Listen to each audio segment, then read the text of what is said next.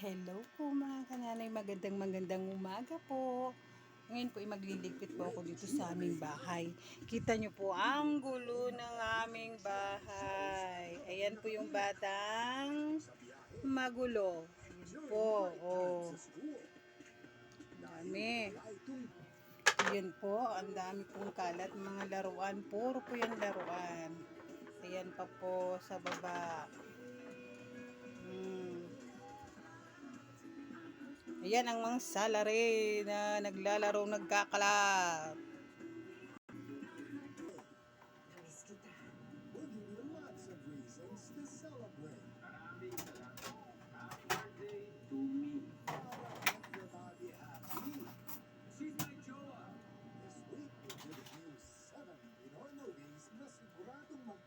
Pinapakain ko muna yung batang maliit habang naglalaro po siya.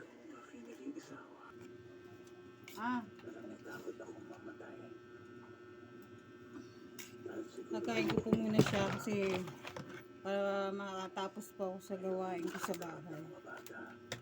Pagkatapos siyang kumain, magliligpit po ako ng kalat dito sa loob. Magwawalis din po ako, maglilinis, gawain po ng nanay. Gawain po ng nanay, araw-araw maglilinis ng buong bahay. Yan po gagawin namin araw-araw dito sa loob ng bahay. Akin na yun, Celine. May pinapahanap po sa akin, Jolene. Nabibiyak na yung truck mo. Ayan o, tignan mo yung truck mo. Nabibiyak na yung truck mo. Oo. Oo, biyak na. Oo, upuan mo pa.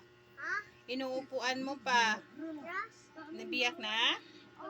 Sira na yan. Nasira na. Opo, nasira na yan, oh.